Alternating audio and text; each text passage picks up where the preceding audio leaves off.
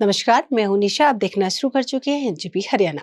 आज हम बात करेंगे गुरुग्राम मानेसर एमआरटीएस कॉरिडोर की। हम यह भी बताएंगे कि आरआरटीएस और एमआरटीएस दोनों अलग अलग मेट्रो परियोजनाएं हैं। एमआरटीएस मतलब मास रैपिड ट्रांजिट सिस्टम और आरआरटीएस मतलब regional rapid transit system. RRTS को लेकर हम कई बार चर्चा कर चुके हैं। खबर के अंत में एक बार फिर से दोहरा भी देंगे, लेकिन पहले बात होगी एमआरटीएस की। एमआरटीएस मेट्रो कॉरिडोर के लिए पहले रेवाड़ी अर्बन बेल्ट को भी शामिल किया गया था, लेकिन आरआरटीएस के नए अलाइनमेंट के बाद रेवाड़ी जिले का मामला ठंडे बस्ते में है। लेकिन गुरुग्राम से मानेसर तक शहरी परिवहन को नई दिशा देने वाले Gurugram Manesar mass rapid transit system परियोजना एक महत्वपूर्ण चरण में पहुंच गई है। Haryana mass rapid transit corporation ने सेक्टर 56 से पचगांव तक प्रस्तावित मेट्रो कॉरिडोर की विस्तृत परियोजना रिपोर्ट तैयार कर राज्य सरकार को सौंप दी है।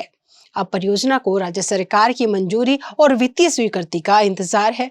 राज्य सरकार की स्वीकृति के बाद ही टेंडर प्रक्रिया शुरू होगी।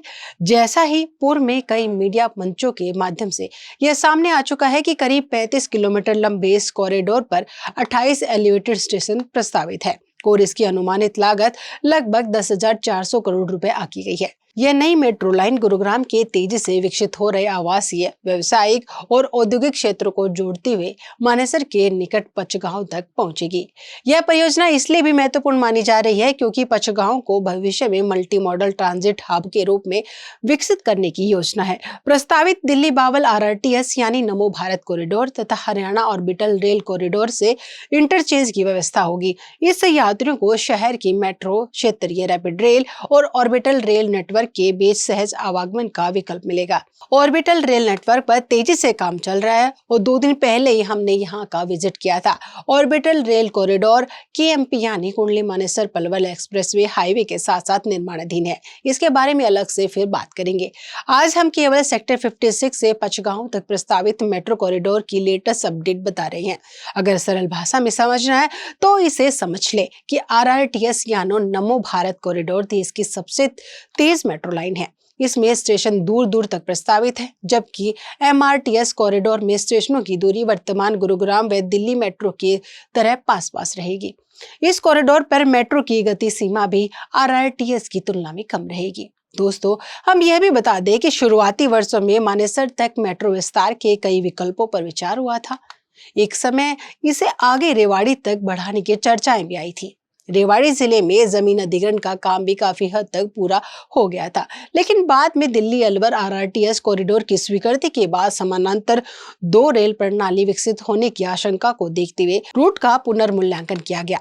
इसके बाद वर्तमान योजना के अनुसार एमआरटीएस को गुरुग्राम के सेक्टर 56 से पचगांव तक सीमित रखा गया, जबकि क्षेत्रीय यातायात की जिम्मेदारी आरआरटीएस को दी गई। इससे दोनों परियोजनाएं एक दूसरे की पूरक बनी, प्रतिस्पर्धी नहीं। प्रस्तावित एमआरटीएस कॉरिडोर गुरुग्राम जिले के उन इलाकों को जोड़ेगी जहां पिछले कुछ वर्षों से तेजी से शहरी विकास हुआ है। Golf course extension road, southern peripheral road, sector 66 से 90 के बीच विकसित हो रहे आवासीय क्षेत्र, औद्योगिक क्षेत्र, प्रस्तावित ग्लोबल सिटी और मानेसर औद्योगिक बेल्ट को इस परियोजना से सीधा लाभ मिलने की उम्मीद है। वर्तमान में गुरुग्राम और मानेसर के बीच लाखों लोग रोजाना NH48 के माध्यम से सफर करते हैं।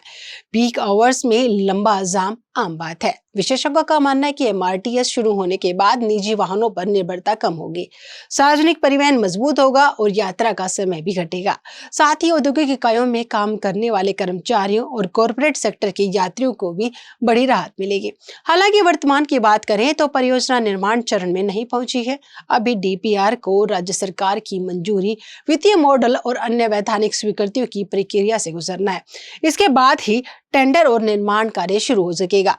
दूसरी ओर गुरुग्राम में millennium city centre cyber city metro परियोजना पर पहले से निर्माण कार्य जारी है और सरकार की प्राथमिकता फिलहाल उसी कॉरिडोर को समय पर पूरा करना है।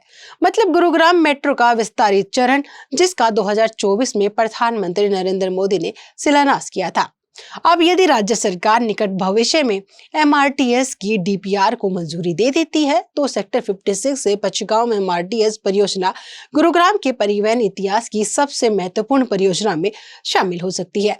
भविष्य में यही कॉरिडोर आरआरटीएस, एचओआरसी और मौजूदा मेट्रो नेटवर्क के साथ मिलकर पूरे गुरुग्राम मानेसर क्षेत्र में एक एकीकृत सार्वजनिक परिवहन प्रणाली की आधारशिला बनेगी। इससे न केवल यातायात व्यवस्था बेहतर होगी बल्कि नए शहरी और औद्योगिक विकास को भी गति मिलने की उम्मीद है। लेकिन इसकी कामयाबी आरआरटीएस कॉरिडोर पर टिकी हुई है। आरआरटीएस की लेटेस्ट अपडेट यही है कि यह कॉरिडोर प्रथम चरण में दिल्ली से गुरुग्राम व रेवाड़ी के रास्ते बावल तक बनाया जाएगा। संबंधित राज्यों से इसकी डीपीआर स्वीकृत हो चुकी है। गेंद केंद्र के पाले में है। कैबिनेट की स्वीकृति का इंतजार है। विशेषज्ञों का मानना है कि आरआरटीएस व एमआरटीएस दोनों एक दूसरे की यात्री संख्या की जरूरत को पूरा करेंगे, इसलिए दोनों का एक साथ शुरू होना और पूर्ण होना आवश्यक है।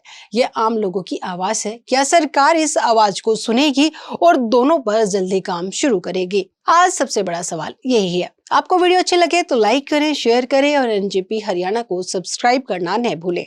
धन्यवाद।